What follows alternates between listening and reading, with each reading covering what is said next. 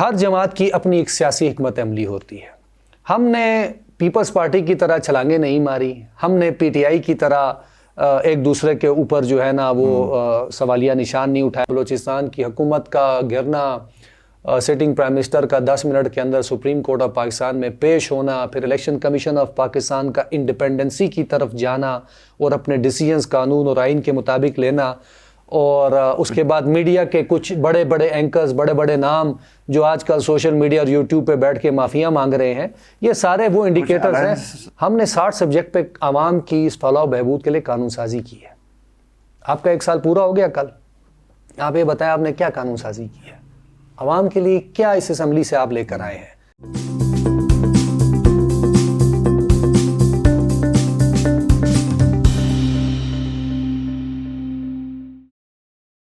السلام علیکم, آپ دیکھ رہے ہیں آئی میں ہوں شبیر میر.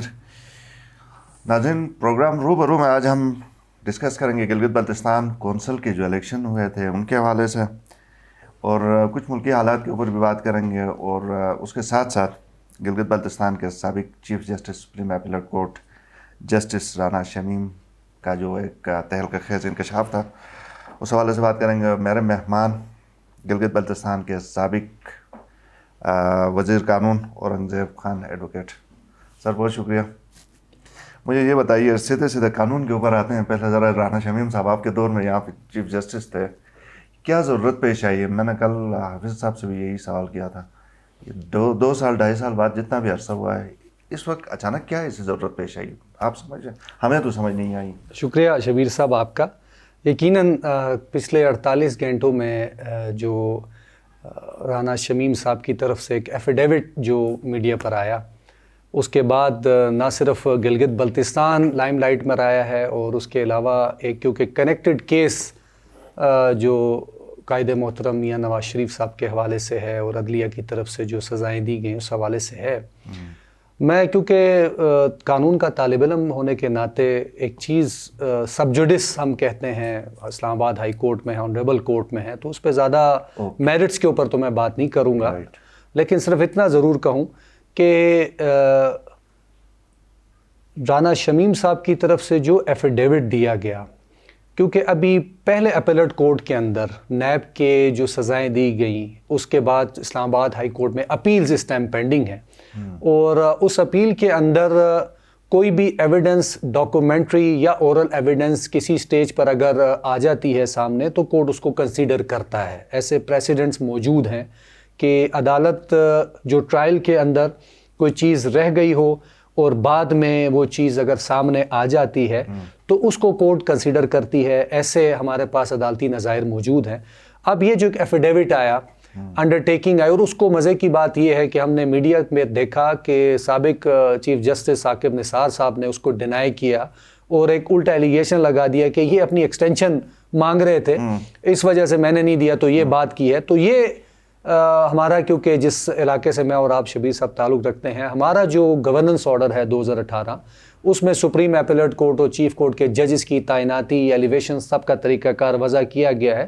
تو جہاں تک میں سمجھتا ہوں اس میں کہیں پر بھی چیف جسٹس آف پاکستان کا کوئی رول نہیں بنتا. Being chairman G B council, prime minister جو ہے وہ اپوائنٹنگ اتھارٹی ہوتا ہے. تو ثاقب نثار صاحب کا یہ کہنا کہ مجھ سے ایکسٹینشن مانگ رہے تھے, تو وہ مجھے تو سمجھ نہیں آئی کہ انہوں نے بات کیوں کی, لیکن ایک انڈرٹیکنگ آئی ہے, ایک ایفیڈیوٹ آیا ہے, وہ صحیح ہے یا وہ غلط ہے, وہ اب عدالت دیکھے گی کہ اس کے جو کانٹینٹس ہیں, جو وہ بات کر رہے ہیں کہ میرے سامنے چیف جسٹس صاحب نے آنریبل جسٹس اسلام آباد ہائی کورٹ کے کسی جسٹس کو فون کیا اور کہا گیا کہ ایسی چیز نہ ہو. تو میں تھوڑا سا آپ کی میموری ریفریش کروں.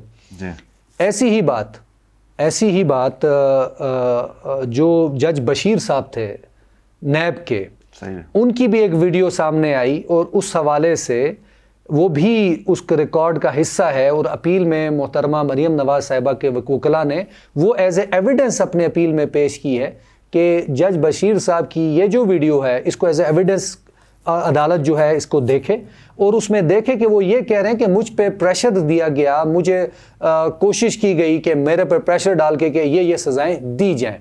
اور اس کنیکٹڈ چیز کے اوپر تو آپ کو پتہ ہے کہ ایک پہلے بھی شوکت صدیقی صاحب جسٹس رہے ہیں, ان کی چٹھی بھی سب کے سامنے ہے, اتنے جلدی تو کوئی قوم نہیں بھولتی ہے. نہیں بولتی ہے, بالکل صحیح. لیکن میں یہ سوچ رہا تھا کہ ایک زبانی اسٹیٹمنٹ ہی کافی ہوتا ہے.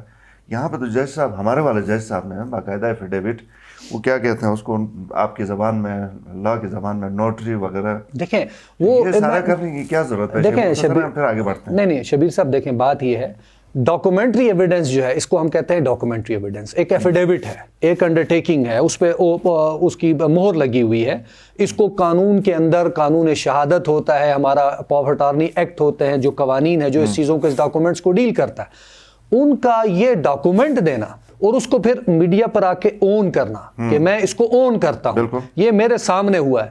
اب اس کو آنریبل اسلام آباد ہائی کورٹ نے طلب کیا ہے ان کو, وہ ضرور سامنے آئیں گے. سامنے آنے کے بعد وہ حقائق اس قوم کے سامنے اور سب سے پہلے معزز عدالت کے سامنے آ جائیں گے کہ آیا یہ درست ہے یا غلط ہے. اب اس کے قانون کا طریقہ کار ہے, ان پہ جرا ہوتی ہے اس ڈاکومنٹ کی ایڈمیسیبلٹی کے اوپر, یا اس کے صحیح یا غلط کے اوپر قانون ایک اپنا طریقہ کار دیتا ہے.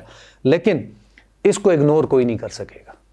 یہ کہیں نہ کہیں یہ ڈاکومنٹ آ گیا ہے, یہ ڈاکومنٹ آ گیا ہے, عدالت نے اس کو صحیح یا غلط قانون کے مطابق اس پہ ایک ڈیسیجن ضرور دینا ہے. صحیح ہے.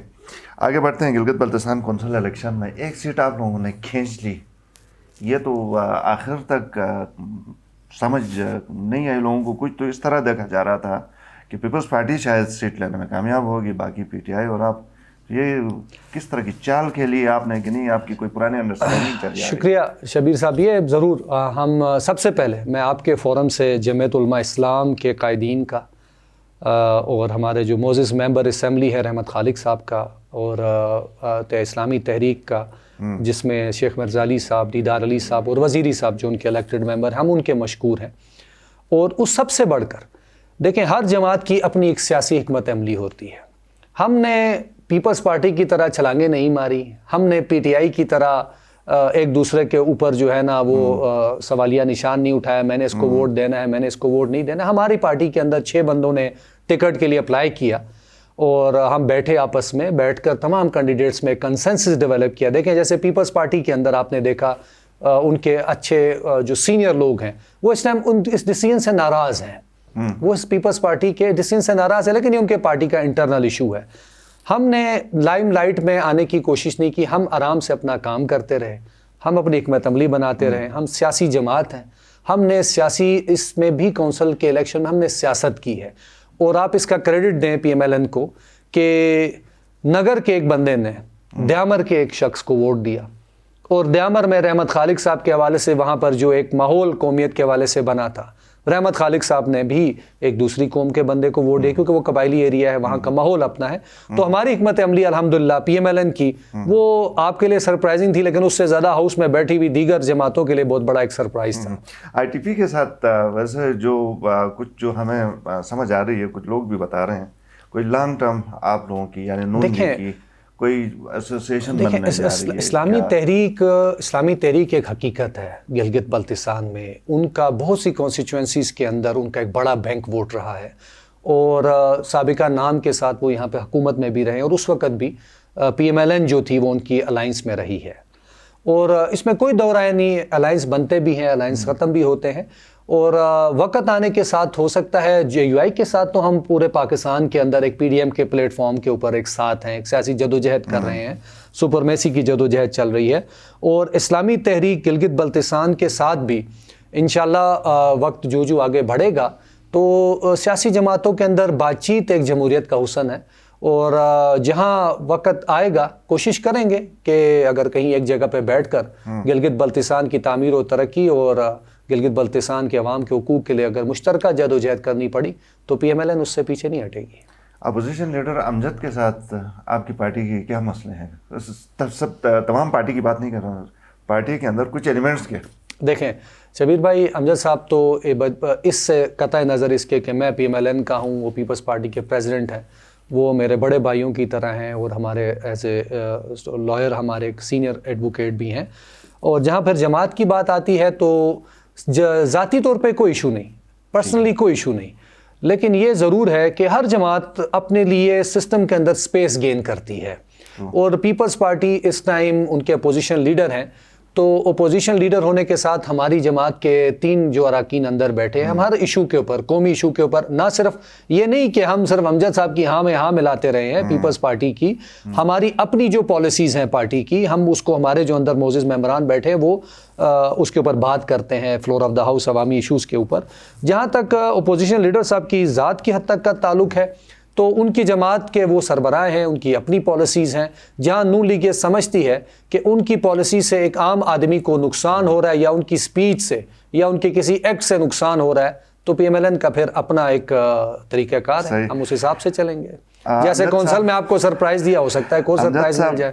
امجد صاحب یہ بھی کہتے ہیں کہ دن کو تو آپ اپوزیشن کرتے ہیں حکومت کی، لیکن رات کو جا کے آپ دوست ہیں، فرینڈلی اپوزیشن بن جاتے ہیں، تو ان کے الزام میں کوئی صداقت ہے؟ دیکھیں شبیر صاحب، یہ تو ان کی جو بات کی ہے، میرے بھائی ہیں بڑے، ان کی اس بات سے تو میں صرف اتنا سا جواب دوں گا کہ چوکو چوراہوں پر تعریفیں پی ٹی آئی کے موجودہ صوبائی حکومت کی پچھلے 8 مہینے وہ کرتے رہے ہیں، ہم نے کبھی کسی کی تعریف نہیں کی ہے۔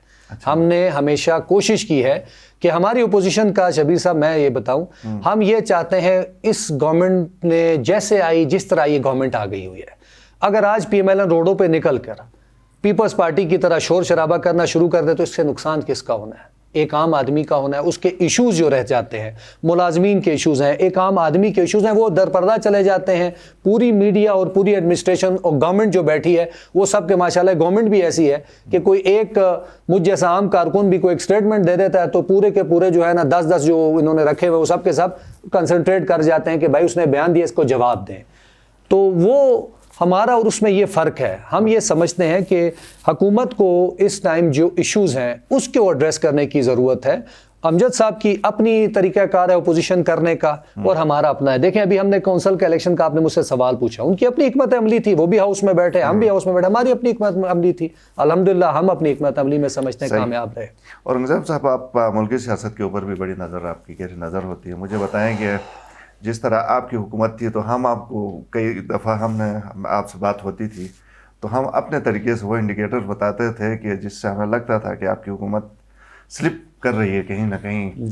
تو اس دفعہ کچھ انڈیکیٹرز جو آپ کے لیے حوصلہ افزا ہے، آپ دیکھ رہے ہیں کہ اس جماعت کے دیکھیں شبیر صاحب، مقتدر حلقوں کے ساتھ نہیں دیکھیں میں گزارش کروں آپ سے کہ ووٹ کو عزت دو، supremacy of constitution, supremacy of اس کے حوالے سے جو ایک جدوجہد ہے قائد محترم کی، ہمارا کسی ادارے سے، یہ میں تھوڑا سا وضاحت، کسی ادارے سے کوئی اختلاف نہیں ہے۔ آئین کے اندر ہر ادارہ ہمارے لیے قابل احترام، ایز اے جماعت ہم سب کا احترام کرتے ہیں، لیکن دیکھیں اس کو بڑا واضح کر دیا گیا، شخصیات کے ایکٹ کے اوپر، شخصیات کے عمل کے اوپر اختلاف ہے، شخصیات سے اختلاف ہو سکتا ہے۔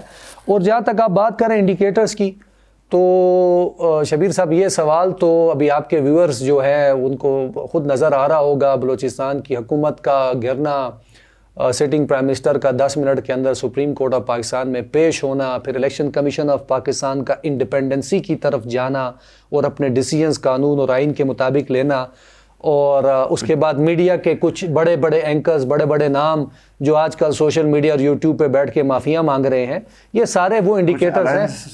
الائنسز کا بھی ادھر ادھر ہو جانا، دیکھیں وہ الائنسز تو ایسے ہیں کہ میں یہ سمجھتا ہوں کہ یہ جو کچھ جماعتیں ایسی ہوتی ہیں کہ ان کے ساتھ الحمدللہ آپ اس کو اس طرح سے لیں کہ پی ایم ایل این کی جب بھی گورنمنٹ آئی ہے موسٹلی ہم 2/3 میجورٹی سے رہے ہیں، ہمارے الائی ہمارے کم رہے ہیں، ہمیں اللہ پاک کو اور اس کے بعد پاکستان کی عوام نے ایک بڑا مینڈیٹ دے کے رکھا ہے اور اس لیے ہم ڈیلیور کرنے میں کامیاب رہے۔ تو یہاں پر یہ گورنمنٹ جیسے مانگے تانگے سے لا کر ایک جماعت کھڑی کی گئی، تو اسی طرح ادھر سے پکڑ کے ادھر سے پکڑ کے ان کو مینڈیٹ دینے کی بھی کوشش کی گئی۔ تو جب آپ چھوٹے چھوٹے پیسز میں بیٹھے ہوتے ہیں نا، تو آپ کو ان کی ڈیمانڈ کسی کو وزارت دے کے خاموش کرانا ہے، کسی کو ایڈوائزری دے کے خاموش کرانا ہے۔ میں صرف ایک بات کروں گا، آپ کا ٹائم زیادہ نہیں لیتا، کہ جو کفایت شعری کی باتیں کرتے تھے چائے اور بسکٹ کی، آج ان کی کابینہ جو وفاق میں بیٹھی ہے وہ پاکستان کی تاریخ کی سب سے بڑی کیبنٹ بیٹھی ہوئی ہے۔ اور آپ صوبوں کی حالت دیکھ لیں، وہاں پر ایک کوآرڈینیٹرز اور اس کا جو ہے نا ایک ریل پیل چل رہی ہے، تو وہ کفایت شعری جیسے یہاں پر ابھی 40 کروڑ کی گاڑیاں لی جا رہی ہیں، آپ کے سامنے ہے نا 40 کروڑ کی گاڑیاں لی جا رہی ہیں۔ آپ لوگوں نے بھی تو بڑی گاڑیاں لی تھی نا۔ میں بالکل اس کو کلیئر کروں، ہم نے گلگت بلتستان میں، میرے جو تحریک انصاف کے دوست اور ساتھی ہیں وہ چیختے تھے کہ بھائی انہوں نے اپنی تنخواہیں بڑھائی، انہوں نے اور کو کیا کام کیا ہے نون لیگ نے، ایسی بات ہے نا جی۔ ہم نے 60 سبجیکٹ پہ عوام کی اس فلاح و بہبود کے لیے قانون سازی کی ہے. آپ کا 1 سال پورا ہو گیا کل. آپ یہ بتائیں آپ نے کیا قانون سازی کی ہے عوام کے لیے؟ کیا اس اسمبلی سے آپ لے کر آئے ہیں؟ 40 کروڑ کی گاڑیاں جناب آپ نے نان ڈیولپمنٹ بجٹ جو ہے اس کو بڑھا کے 47 سے 50 ارب کر دی, تو اسی لیے تو کیا تھا. آپ یہاں یہ اصل میں ان کا فوکس جو ہے نا شبیر صاحب, ان کا فوکس صرف اس بات پر ہے کہ پہلا اور آخری موقع مل گیا ہے, اس موقع کو غنیمت جانو اور مزے سے انجوائے کرو, اچھی بڑی گاڑیوں میں پھرو اور تنخواہیں مزید بڑھاؤ. مجھے تو میرے انفارمیشن میں ہے کہ تنخواہیں مزید بڑھانے کے چکر میں بھی لگے ہوئے ہیں. تو جس طرح سے وفاق کے اندر ایک فوج در موج ہے, اسی طرح یہاں پر بھی چل رہی ہے. تو میرا خیال ہے, میں ایڈوائز کروں گا آپ کی مدد سے کہ ہمارے ایز اے پولیٹیکل ورکر ہم یہ چاہیں گے کہ آپ ڈیلیور کریں, آپ عوام کی جو مشکلات ہے اس کو میں زندگی میں آسانی پیدا کرنے کے لیے اپنی پالیسی لگائیں. دیکھیں معذوروں کے لیے کیا ہے, اس گورنمنٹ نے کیا دیا ہے. ہم قانون سازی کر کے لائے 3% ہم نے رکھا, آج ان کو ان کا حق نہیں مل رہا. نوجوانوں کے لیے کون سا بڑا آپ نے ابھی تک جو ہے نا باتیں تو یہاں کرتے بڑے فلاسفرز بیٹھ کے بڑے پیارے انداز میں بات کرتے ہیں کہ جیسے پتہ نہیں انٹرنیشنل لیول کے کوئی لنڈن اور امریکہ ہاؤس آف لارڈز اور اس کی باتیں یہاں پر ہم آپ کے میڈیا چینل سے سنتے ہیں. وہ بھائی یہ گلگت بلتستان ہے, یہ بڑا پیچیدہ بھی ہے اور بڑا آسان بھی ہے. آپ ایشوز کو سمجھیں, آپ ایشوز کو سمجھ کے ابھی تک آپ نے خواتین کے لیے, معذور افراد کے لیے, آپ نے نوجوانوں کی اور بے روزگاری کے لیے آپ نے کیا پالیسیز لائی ہیں. 1 سال تو ہو گیا, next budget P T I کا وفاق میں لاسٹ بجٹ ہوگا, شاید وہ بھی مشکل نظر آتا ہے ملکی حالات اور انڈیکیٹر جیسے آپ اشارہ کر رہے ہیں. اگر وہ موقع مل گیا اس کے بعد آپ سوچ لیں, اگر وفاق میں تحریک انصاف کی حکومت نہ رہی تو آپ کا کیا ہوگا. صحیح. اچھا, 1-2 چیزوں کا کریڈٹ تو آپ ان کو دینا. ایک تو دیکھیں شروع میں آپ نے بھی کہا, ہم نے بھی اعتراض اٹھایا, تنقید کی کہ ہر ہفتے 1 یا 2 دھرنے ہوتے تھے, وہ اب دھرنے ختم ہو گئے. بہت ساروں کو آپ لوگ نوکری نہیں دے سکے ایز کوآرڈینیٹر ایڈوائزر, ان لوگوں نے دی. یہ ان کی کریڈٹ میں نہیں جاتا ہے کوئی خیال میں؟ ہم گلگت پاکستان, ہم جی بی کی گورنمنٹ میں جب آئے تھے تو ہم کوئی نوکریاں بانٹنے کے لیے یا کوآرڈینیٹرز یا وہ بنانے کے لیے تو نہیں آئے تھے. دیکھیں بس گزارش یہ, کریڈٹ کس چیز کا دیں. آپ مجھے کوئی ایک بتا دیں, کیا جو ہاسپٹلز اور جو ڈاکٹرز اور پیرامیڈکس ہم چھوڑ کے گئے وہ کیا حالات ٹھیک ہو گئے؟ کیا گلگت شہر کی روڈیں آپ کو نظر نہیں آتی ہیں؟ بڑے میگا پروجیکٹ تو کیا نا, 375 بلین کا وہ آپ کا پیکیج تو لے کے آ گئے. آپ کا شبیر صاحب دیکھیں, شبیر صاحب ہاں ایک روڈ بالکل گزر ایکسپریس وے بن رہا ہے, اس کا ٹینڈر ہو گیا, ہم اس کو اپریشیٹ کرتے ہیں. دیکھیں پی ایم ایل این وہ جماعت ہے جس نے گلگت بلتستان کی قوم کو ڈیولپمنٹ نیریٹو پالیٹکس کی طرف لے کر آئے. ہم نے تعمیر و ترقی کی بات کی تھی اور وہ ہم ڈیلیور کرنے میں بھی کامیاب رہے. اب اس گورنمنٹ کا 375 ارب روپے کی بات جو کر رہے ہیں, آپ مجھے بتائیں کہ کانٹریکٹر اس ٹائم ہڑتال پہ بیٹھا ہے پورے جی بی کا. آپ کے پی سی ونز منظور ہوئے ہیں کہ کیا وہ ایگزیکیوشن کر پا رہے ہیں ڈپارٹمنٹس؟ کیسے کریں گے؟ اب 2012 کے ریٹس پر آپ نے اپنے پی سی ونز بنائے شبیر صاحب, 2012 کے ریٹس پر پی سی ون بنائے.